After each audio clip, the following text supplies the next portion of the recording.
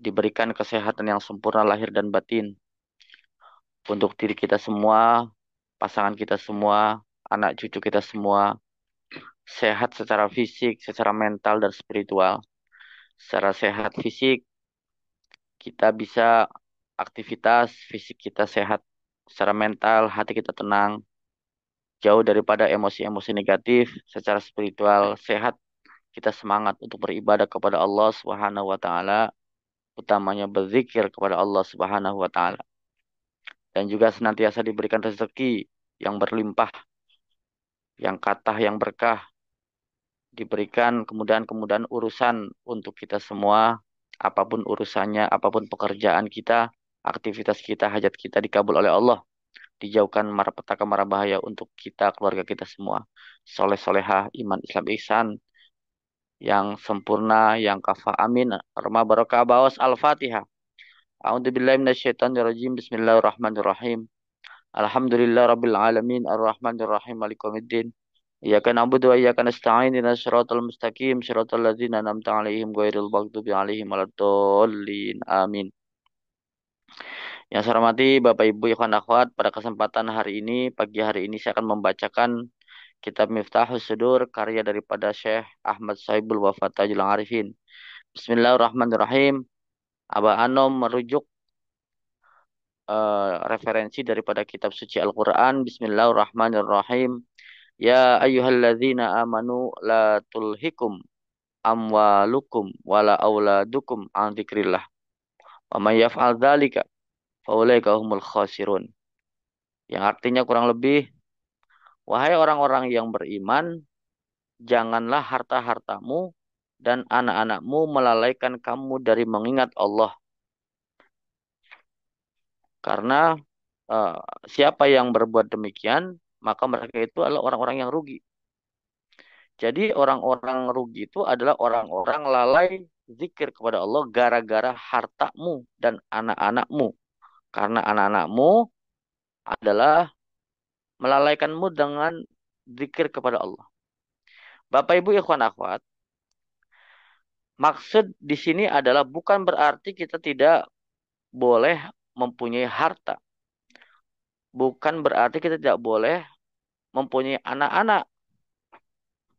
Tetapi kalimatnya adalah jangan sampai anak-anakmu dan hartamu melalaikan ingat kepada Allah. Artinya kita punya harta, kita punya anak dalam rangka kita mendekatkan diri kepada Allah Subhanahu wa taala.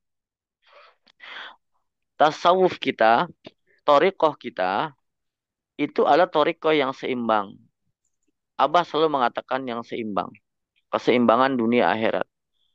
Kita berthariqah, kita bertasawuf bukan berarti kita meninggalkan dunia, bukan berarti kita tidak mesti punya dunia, bukan berarti kita tidak punya harta, bukan berarti kita tidak punya anak-anak. Tetapi disitulah bagaimana kita punya anak, kita punya harta-harta, punya kekuasaan, punya jabatan, tetapi semua dalam rangka mendekatkan diri kepada Allah.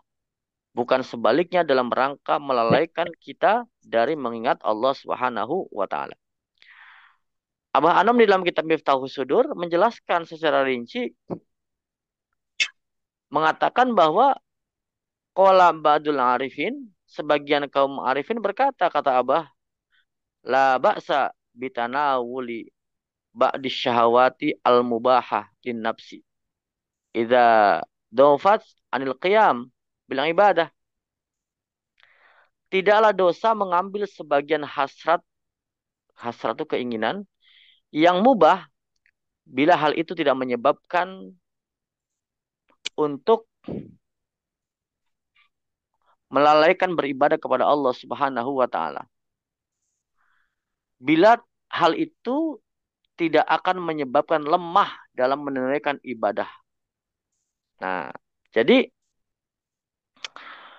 kita boleh mengambil sebuah keinginan, apapun keinginan kita, keinginan yang sifatnya kekuasaan, keinginan yang sifatnya makanan, keinginan yang sifatnya mungkin jalan-jalan gitu ya, yang sifatnya hasrat, yang mubah, tapi mubah hasratnya, jangan sampai keinginannya yang berdosa gitu. Keinginan yang sifatnya mubah, makanan yang halal, jalan-jalan yang halal gitu ya, harta yang halal, kekuasaan dengan cara halal, itu dibolehkan asal tidak melemahkan kita beribadah kepada Allah. Kama annahu la ba'sa bilubsis siyabi al-fakhirah idharon li ni'matillahi ta'ala. Itu kata Abah. Sebagaimana halnya tidak berdosa, tidak apa-apa gitu. Memakai pakaian bagus. Untuk apa? Dalam rangka menampakkan nikmat dari Allah Subhanahu wa taala. Nah, jelas clear bahwa kita bertoriko di sini, kita bertasawuf di sini, bukan toriko-toriko yang diajarkan di luaran sana yang meninggalkan dunia sampai hanya berpakaian compang-camping, dekil in the kumal gitu ya. Tetapi di sini adalah dibolehkan. Tidak apa-apa, tidak berdosa. Silakan pakaiannya yang bagus ya. Memakai aroma-aroma yang bagus, sajadah yang empuk gitu, mukena yang empuk, yang mukena yang bagus gitu. Tapi ingat di sini dalam rangka apa? Izharon li ni'matillahi ta'ala. Menampakkan nikmat dari Allah Subhanahu wa taala. Maka pengarsa Abah mengajarkan kepada kita semua memberikan contoh secara perilaku bahwa apa yang dilakukan beliau, beliau pun ketika beribadah bajunya sangat rapi dan bagus, warnanya bagus, bahannya tentu bagus, rapi, bersih, sajadahnya empuk, nikmat sujudnya begitu. Tidak sampai sujudnya sampai jidatnya apa hitam karena apa? Karena sajadahnya tidak empuk. Kalau sajadahnya empuk walaupun berkali-kali sujud, beribu-ribu sujud tetap saja sajadahnya jidatnya bersih karena sajadahnya empuk. Nah, di situ apalagi pengalas Abbas setiap sholat ganti-ganti baju ya. Tidak hanya itu. Pulang dari mana-mana ketika sholat ya ganti. Kalau kita masih baju kerja buat sholat, duhur asar masih itu. Termasuk saya gitu ya. Tapi Abah di situ luar biasa. Duhur, asar, maghrib berganti-ganti. Artinya apa? Di sini memberikan kepada kita gambaran bahwa kita bertorikoh di sini adalah torikoh yang luar biasa, yang kekinian gitu ya, yang tidak berdosa memakai pakaian yang bagus dalam rangka apa? Menampakkan nikmat dari Allah Subhanahu wa taala. Tanda syukur. Maka Abah mengatakan apa? Perjalanan kita ini adalah perjalanan syukur.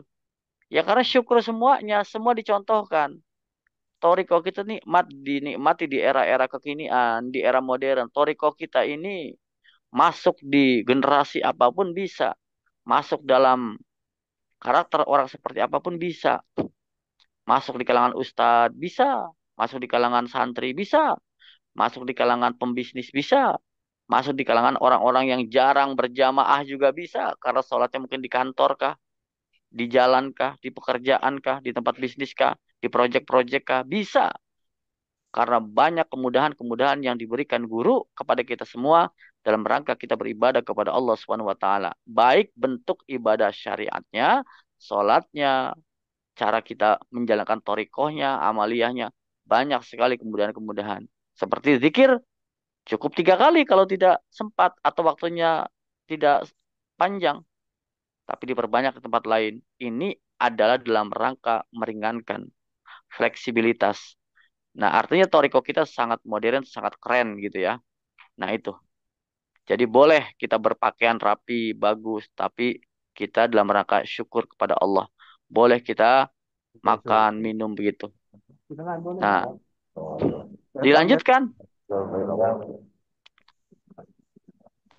La ba'sa bi akli ta'am al-ladhiz wa syurbil ma al-ladhiz al-barid. Nah, istijabat al-a'dha'i li syukri bi azmi wa quwwah. Bi azmin wa quwwah. Tidak juga berdosa kita ini makan dan makan makanan yang enak gitu ya. Jadi nggak apa-apa kata Abah makan makanan yang enak, minum minuman yang enak dan segar atau dingin. Untuk apa?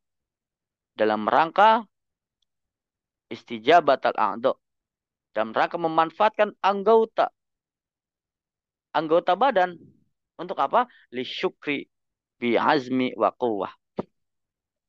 Dalam rangka bersyukur dengan baik dan kekuatan. Jadi boleh kita makan yang enak ya. Kita boleh minum yang enak dalam rangka kita memanfaatkan anggota tubuh kita untuk bersyukur kepada Allah Subhanahu wa taala. Nah, di sini Abah mengatakan sebagaimana ditunjukkan kama dalla alaihi sadatus sadziliyah faqad kana al-arif as-sadziliyu yaqulu li ashabihi. Seperti Imam As-Sadzali mengatakan kepada para sahabatnya, kulu min atyabit ta'am. Kalian boleh makan makanan yang lezat, washrobu, dan minumlah min aladzi asyirbi. Minumlah minuman yang paling segar. Wanamu, dan tidurlah ala auto il faros. Ala auto il far, ala auto il firoshi. Dan tidurlah kalian semua di atas kasur yang empuk, yang bagus gitu.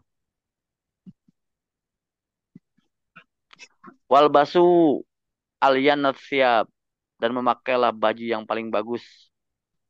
Wa aksiru min zikrillah, dan perbanyaklah kalian semua berzikir kepada Allah Subhanahu wa taala.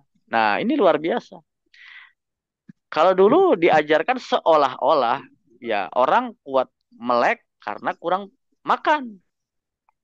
Tapi gimana caranya kita perutnya kenyang tapi kuat melek? Luar biasa. Dulu orang tidurnya nggak bisa tidur kuat melek karena tidurnya di tikar atau di lantai atau di batu-batuan. Tapi gimana caranya kita tidur di kasur yang empuk, mungkin kamarnya bagus, mungkin ada AC-nya, tapi kita juga kuat berzikir, beribadah kepada Allah. Ya, mulai zikir, salat sunnah, dan lain sebagainya. Nah, ini luar biasa. Kita boleh makan yang paling enak, minum yang paling segar, tidur yang paling enak di atas kasur, memakai baju-baju yang bagus, yang keren, tetapi kita juga berzikir kepada Allah. Bukan sebaliknya. Ya kalau tidurnya nggak enak tempatnya, makannya nggak enak, gitu ya, minumnya tidak enak, kemudian pakaiannya yang lesu, lusuh, yang tidak bagus. Ingat kepada Allah, ya biasa saja. Tapi dibalik ini, makan yang paling enak, minum yang paling segar, tidur yang paling empuk, memakai baju yang paling bagus, tetapi kita banyak berzikir kepada Allah Subhanahu wa taala. Nah, maka jelas di situ ayatnya mengatakan janganlah harta-hartamu, anak-anakmu melalaikan kamu dari zikir kepada Allah. Bukan berarti kita tidak punya, tidak boleh punya harta-harta, tidak punya anak-anak. Malah Abah mendoakan kepada kita semua yang mesti kita aminkan. Apa doanya? Semoga kita kaya raya, kata Abah. Senantiasa kita kaya raya. Kita minta sama Allah kaya raya. Kenapa? Karena agar kita menjadi al-kholis, menjadi dermawan, bisa manakiban, bisa kita punya ongkos pulang pergi manakiban, kita bisa menerima tamu untuk manakiban, kita bisa bersodako, kita bisa membangun madrasah, itu kaya. Maka kita aminkan hari ini doa pengersabah untuk kita semua kaya raya soleh solehah. Karena kaya rayanya bukan untuk dalam rangka melalaikan diri kita dari zikir kepada Allah. Kaya rayanya dalam rangka kita mendekatkan diri kepada Allah Subhanahu wa taala. Dalam rangka kita banyak berzikir melalui dunia ini, melalui harta ini, melalui kekuasaan ini. Yang punya kekuasaan, jadikan kekuasaannya untuk dalam rangka mendekatkan diri kepada Allah. Yang punya ilmu yang banyak, maka dalam rangka mendekatkan diri kepada Allah. Jadi, kalau saya tidak setuju yang mengatakan, yang terpenting amal saja, nggak penting ilmu. Tidak begitu. Justru ilmu amaliyah, amal ilmiah. Abah awas juga belajar. Maka kenapa ada khidmat ilmiah? Agar kita semua juga belajar secara ilmu. Karena ilmu imamul amal. Ilmu adalah imam daripada amal. Maka ada khidmat ilmiah.